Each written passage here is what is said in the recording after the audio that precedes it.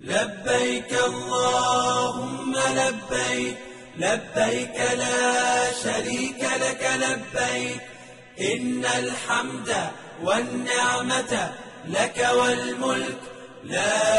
شريك لك لبيك اللهم لبيك لبيك لا شريك لك لبيك إن الحمد dañuy sant sunu borom subhanahu wa taala julli ci yonent bu tedd bi sallallahu alayhi wa alihi wa sahbihi di wax ministre bi ni ko ci turu délégation générale ak turu communauté du pèlerinage bi nga xam ne moom la ñu bokk ñi ngi koy jox nuyoo bu gën a sell bu gën a tedd nuyoo boo xam ne sax mën nañ ci wis lij koloñ yi nga xamante ni mooy misk ak ambre yuy jógee ca tool ya ñuy wattee ca aljana ngir mu ànd ak ñun ci liggéey bi nga xam ne moom le président de la république teg ci ay loxoom ñaanal ko ci suñu borom subhanahu wa taala mu defal ko ci ndam defal ko ci barke yàlla ànd ak moom ci commencement bi ba ci mujj gi ñun ñëpp ñu bokk ko fekke ñu wax ni monsieur le ministre dañu ñëw depuis un mois ñi ngi organiser aj gi ñu ngi inscrire ñu bokk ko ak ñi ma tuddee léegi la communauté du pèlerinage parce que ni ko président bëggee moom mooy ñu nekk benn jaboot mu bañ a am xiiroo bañ a am jaamaarloo ci suñuy diggante lépp ñu di ko waxtaane li ñu déggoo ñu doxal ko li ñu déggoowul ku nekk moytu ci sa morom loolu ñi ngi lay seedal ni ñu ngi koy def ca na mu gën a rafete ñu ànd ci ak ñi nga xam ne ñooy acteurs privés yi te ñu organiser wu FNOP mi ngi fii COFOM mi ngi fii Renofus mi ngi fii bu soobee sunu borom colonel Diong bi nga xam ne moom moo jiite Renofus dina wax ci kàddu ñooñu ñëpp incha allahu taala ñu bokk ko également ak ñi nga xam ne ñoom ñoo fi nekkal di xoolal consommateurs yi ñoom tamit tout le temps ñu ñuy seetlul di ñu wax li dox ak li doxul li dox ñu gën ko dëgëral li doxul ñu mën cee wut saafara ñoom tamit am nañu ci certainement kàddu bu fekkente ni may nga leen autorisation bi. communauté du pèlerinage bi donc ñooñu lañ ko seqal seq ko aussi ak média bi nga xam ne seen liggéey moom mooy ñuy xool li nga xam ne rafet na ñu fësal ko li nga xam ne jubul wala doxul wala war nañ koo mën a jubbanti ñu yeeñu ci ñun tamit ñu jël ci disposition yi nga xam ne moom lañ ci war a jël ngir matal li président de la république bëgg ci aj gi muy aj gu rafet aj gu baax aj goo xam ne fii ak ca kanam tuuti dana nekk royukaay ci Afrique gi nga xamante ni moom mooy Afrique de l'Ouest loolu laa ni woon danaa ko sànni ci ay kàddu gërëm ñi ma ko bokkal ñëpp gërëm président de la république ci confiance bi ñu tegal mais gërëm la yow tamit ci taxawu bi nga ñuy taxawu ak ñi nga xam ne ñoom nga àndal monsieur le secrétaire d'État bi nga xam ne moo yore les Sénégalais de l'extérieur ak cabinet bi nga xam ne saa yu ñu soxlaa ñu jàppale ñu nga baal ma rek ma waxaale yi tamit que le ministère des transports aériens dañu bokk ci ñi nga xam ne ci communauté bi la ñu bokk ak le ministère de la santé parce que ñii ak ministère des finances ñii ñooy ñi nga xam ne ñoom ñoo ñuy gunge chaque fois ci lépp lu ñu mënti nekk di ko doxal te ñu ngi koy def aussi ak xol bu laab def ko ak yéene bu rafet. option wu état bi mooy ñu libéraliser pèlerinage te pour ñu libéraliser pèlerinage bi aussi il faut que ñu am des acteurs responsables te del ko def ñuy ñaan di ñaanal délégué kaa ñuy ñaanal délégué mooy que délégué bi mu ñëwee ba booba léegi bëgg instituer la communauté du aj di def lépp lu nekk ci kàttanam pour communauté aj boobu nekk une réalité gis ngeen ren su ngeen seetloo bu baax plateforme bi ñu def biñ tijji fii tey Serfit tijji un portail national permettre nañu ñu avancer d'un grand pas parce que permettre nañu ñu sécuriser le pèlerinage sécuriser l'organisation pèlerinage loolu ñoo ko ci ñaanal di ko ñaanal te nga mu jëm kanam wax dëgg nag tout n'est pas parfait xam ngeen ni que au niveau de la communauté du aj on a des problèmes problème bi nga xam ne moo ci jëkk mooy que on va parler du pèlerinage au Sénégal te amuñu une maison du aj yaakaar naa ne on a besoin d'une maison du aj donc war nañ incité pour que ministre su demee porter nos doléances ci les plus autorités ci chef d'État wax ni que communauté de aj bi soxla nañu une maison du aj wax ni que ren nag notre principal problème mooy que lépp jaar na ci woon sax ndax danañ tijji pèlerinage nit ñi commencé nañ def seen activité ñoo ngi def inscription yi di si ñëpp ngi dem vraiment kontaan nañ toog di ñaan yàlla mu yokk lool mais on a un problème alors si def ki mu toogee yaakaar naa ni war nañ poser problème yooyu nga xam ni moom la ñuy rencontré pour que ñu saafara ko mooy que pèlerinage pour mu dox il faut que éléments yoo xam ni mooy entrer en jeu éléments yi entrer en jeu c'est le transport aérien parce que pour faire un bon pèlerinage il faut un bon transport aérien beneen ci biir élément bi entrer en jeu c'est l'hébergement il faut que nit ñi am ay kër yu baax te kër yu baax yooyu pour ñu am ko il faut que ñu anticiper teel dem en Arabie Saoudite pour waxtaan ak logeurs yi pour maanaam ay logement yu baax te loolu li koy conditionné mooy transport aussi léeg-léeg li nga xam ne day intervenir aussi c'est la restauration xamee ni que beneen bi jóge Sénégal dem ba Makka pour mu mun fa lekk il faut que muy lekk il faut que muy lekk bu baax donc la restauration day entrer en jeu ci organisation pèlerinage ci kaw loolu nag ñu ne que fekkee ni c'est intérêt pèlerin bi mooy lan mooy que ñu yóbbu ko dans de bonnes conditions bu fay loo xam ne aussi dégg lu yemaay la parce que package dafa am importance ci dëj pèlerin. Délégué général dañ koy féliciter di ko ñaanal depuis bi mu fi nekkee ba léegi ñun en tout cas ñi nga xam ne ñun ñoo fi nekk nopp ak bëtu population yi nga xam ne ñooy bëgg a dem mag dañu jóge mag suñu xel dafa dal parce que moom d'abord dafa dëkk et loolu c'est important parce que loolu mooy tax sécurité am dans les relations dans les transactions dëggu dafa am indulgence boo xam ne des fois on le lui reproche moi en tout cas parce que nous sommes nous veillons, nous sommes des structures de veille et d'alerte. Donc bu ñu gisee loo xam ne lii yaakaar nañ baaxul ci askan wi du ñu tëb rek dem ci médias yi di ko wax parce que des fois jébaane lay doon te fekk sax boo amee renseignement yi à la source di nga xam ne du lu ñu waroon jébaane dès que ñu gis benn affaire on se rapproche parce que dañ ni la meilleure information mooy bi ngay am à la source on va toujours à la source et on trouve toujours sa porte ouverte disponible et loolu dañ koy rafet parce que loolu jafe lu am important donc indulgence gis nañ ko ci moom gis nañ aussi approche pédagogique bu muy def parce que souvent dañ ko naan règlement bi lii la wax il faut être ferme mais il a une approche pédagogique dafay wax toujours ni il faut éduquer petit à petit parfois il faut sanctionner parfois il faut en tout cas ñu ngi koy suivre j'ai dit que dalal na suñu xel parce que depuis 2005 ñu ngi ci affaire pèlerinage ñu ngi enquêter aussi bien avant pendant et après le pèlerinage nous avons des personnes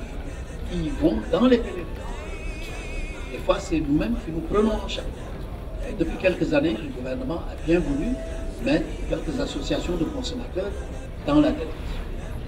Vraiment, ça nous facilite la tâche et c'est extrêmement utile.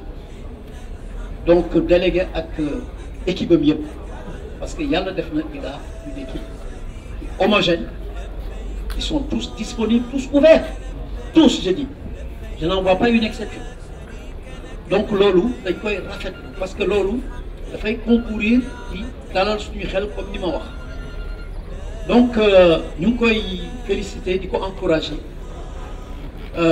il peut toujours compter sur nous pour le soutenir, apporter nos contributions, nos conseils et nos critiques quand c'est nécessaire. Nous, li ñu gis loo xam ne lii dañ koy mettre préoccupation et ñu ngi ñaan saafara am ci d'abord mooy affaire problème transport aérien comme ni ñu ko waxee ñëpp dañ ko parce que dañu gis que ni dafa am spéculation parce que dañ lay wax ne bon il y a le coût du dollar ensuite ñu ne la il y a les cours du pétrole ensuite ñu ne la il y a les taxes etc. mais dañuy gis ni chaque fois on en rajoute et loolu dafa am day am répercussion parce que c'est répercuté sur les consommateurs donc loolu problème ñu koy poser crois que ñëpp d'accord nañ ci loolu. Il y a aussi le problème de la privatisation donnée au privé. C'est une très bonne chose. Mais nous estimons, nous, de notre point de vue, qu'il faut y aller progressivement. En évaluant chaque fois, c'est-à-dire qu'il faut des étapes. Parce que nous comparons avec ce qui se passe dans les autres pays. Même en Côte d'Ivoire, la plus grosse part, c'est l'État qui est. Donc c'est bien que l'État du Sénégal se désengage petit à petit au profit des privés. Parce que vous êtes privé, il y a peut-être une motivation telle qu'il y a un plus dans le service. Mais dans tous les corps, dans toutes les professions, il y a du bon, il y a du mauvais donc aussi. Donc il faut prendre le temps d'évaluer chaque année, de contrôler ceux qui ont un bon comportement, de leur faire plus de facilité. Ceux qui n'ont pas un bon comportement, évidemment, il faut les éliminer. Ça, c'est au profit des populations. Donc, là aussi, doléance. Certes, il faut privatiser et il faut y aller progressivement. Nous félicitons les privés parce que nous savons que la tâche est extrêmement difficile. C'est très difficile. Ceux qui ont fait le pèlerinage à la Mecque savent comment se comportent les Sénégalais à la Mecque. Il y a une indiscipline extraordinaire et remarquable. Toujours des non sénégalais. Donc, lolo, petit à petit. Il faut du temps. Mais en tout cas, nous avons aussi que le corps médical doit être augmenté. Les religieux, nous les féliciter. Pour suivre le pèlerinage, religieux, ils sont toujours mobilisés, toujours au service des pèlerins. Vraiment, nous les féliciter, nous les ñaanal, yalla mo len di fay. Journalistes aussi, sen taxaway rafet. Parce que liggéey bi yombul, am nañ ko. Ñu ngi leen di gën a encourager aussi, monsieur le ministre, loolu la ñu bëggoon wax. May nuyu secrétaire d'État bi ma àndal, di nuyu secrétaire général adjoint, di nuyu délégué bi ak équipe am yëpp. Di nuyu kilifa yi fi toog yëpp, responsable yi fi toog yëpp. Di leen andil nuyu président de la République ndax lii ñu fi def moom moo ñu ko sant xamal ñu ni li ko yitteel moom mooy sénégalais yi fépp fu ñuy dajaloo ak activité bu mu mënti doon donte activité bu ñu nangu la na ci gouvernement bi dugal loxoom na ci gouvernement bi sonn na ko gouvernement bi topp ba ci conseil des ministres bi passé du jaaduwul ñuy wax ay délibération wu conseil mais ci conseil des ministres bi passé dañu ko mujjee wax loolu moo waral suñuy tànk tey ñu leen di nuyu bu baax a baax di leen sant di leen gërëm di leen baalu àq ndax it ci weer bu tedd la ñu nekk di leen baalu àq di leen xamal ni liñ fi gis dal na suñu xel ndax gis nañu li ñuy wax ci tubaab guichet unique service su état yi ngànk lépp li jëm ci mbir mi daje fi muy ministère des finances ministère des affaires étrangères ministère de la santé ñu ngi leen di féliciter tout à l'heure gis nañ seen taxawaay ndax xëy na yor nañ ci loo xam ni moom moo gën a délicat ministère de l'intérieur ndax nga ñëw ñu defaral la carte d'identité defaral la passeport ci délai bu gàtt ba pare dimbali la nga mën a voyager kooku dañ koy rafetlu di leen féliciter fi toog yëpp wane ni lii la ñu war a def aussi mooy administration état dañoo war a di lëkkaloo di liggéey ensemble mais particularité pèlerinage mooy secteur privé daf ci dugg ndax gis nañ fi banque gis nañ fi assurance mais délégué ma lay féliciter aussi pour la transparence parce que bariwul ñuy nangu toog ñu dénk leen une mission de service public nga jël ay association de consommateurs jël ay privé ñu toog devant la presse nga leen na ku nekk wax xalaatam ça dañu ciy féliciter lii la ñu war a liggéeyee parce que lii moom mooy transparence maintenant yàlla nag joxul kenn lépp baax na nga ko bëggee xëy na toujours ci liggéey dafay am volonté wu amélioration mais liñ fi gis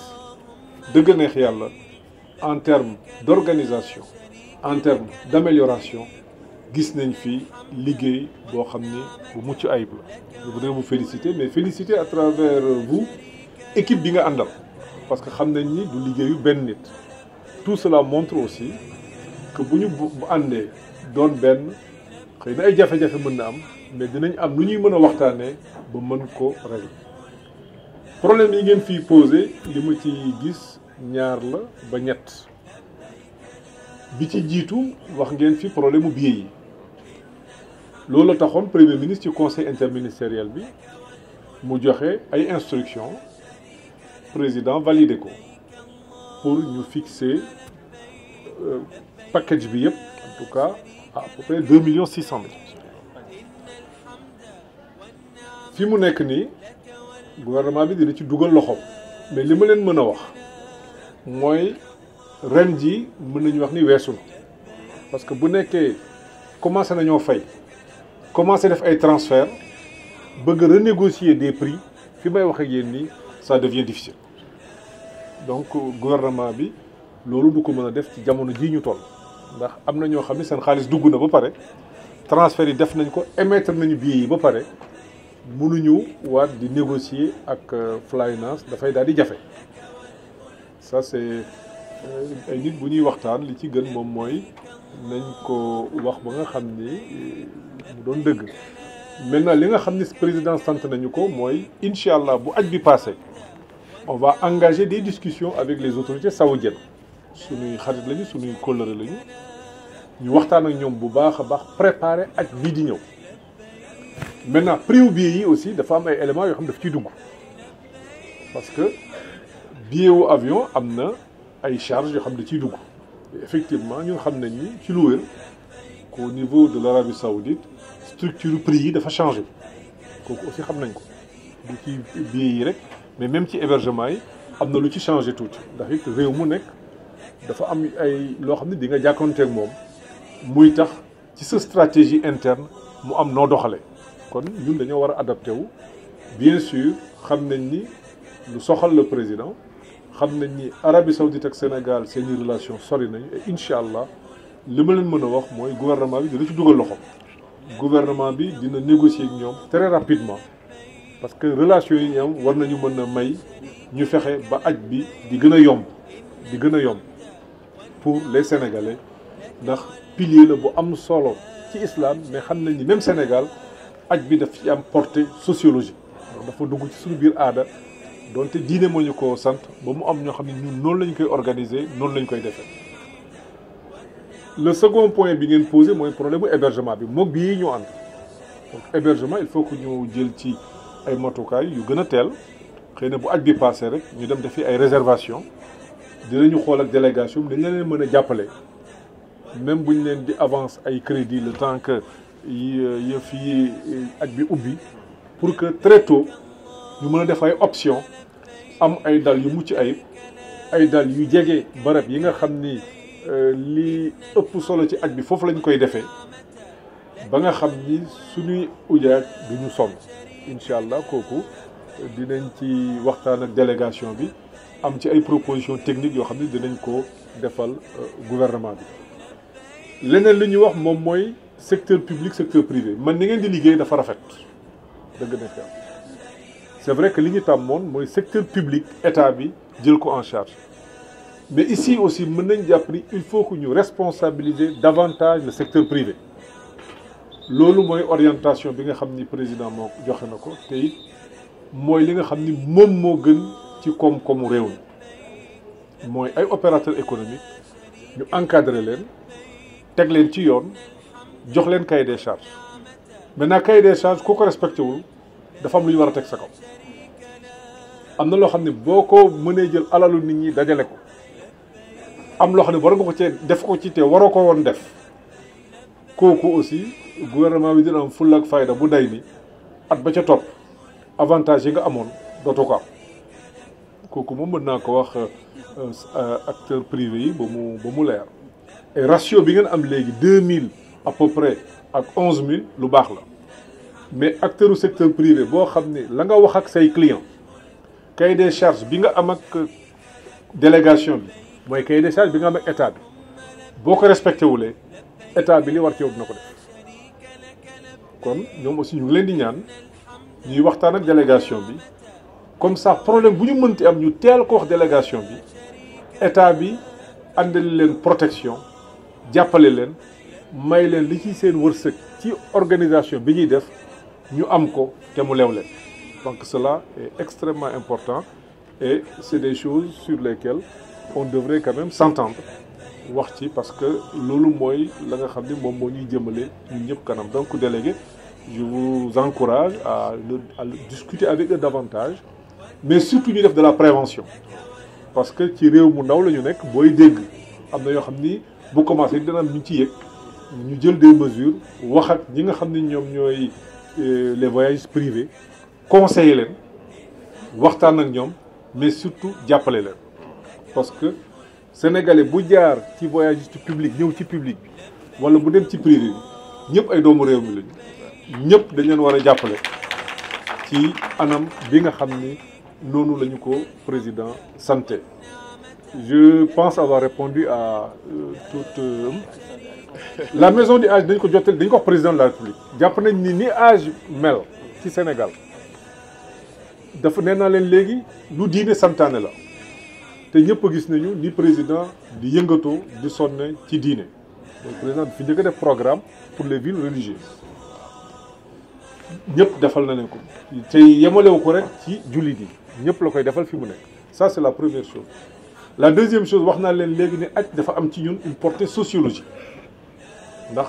ni ñuy organiser aj gëm naa ni yeneen réew yi duñ ko organiser noonu ndax dafa am loo xam ni ci aj bu nit jógee ci sa kër dem am na noo koy waajalee bu ñëwee it am na noo koy teeroo kooku dafa bokk daanaka léegi ci suñuy aada kon war na am loo xam ni dafay jëmmal organisation boobu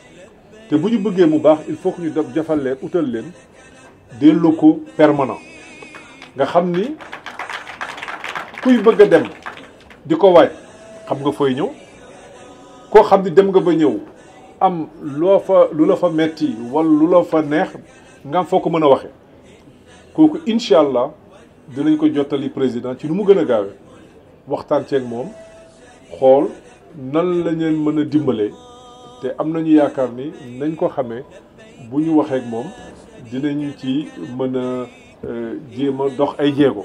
avec la délégation incha allah dinañu entreprendre action yooyu. لبيك اللهم لبيك لبيك لا شريك لك لبيك إن الحمد والنعمة لك والملك لا شريك لك لبيك اللهم لبيك لبيك لا شريك لك لبيك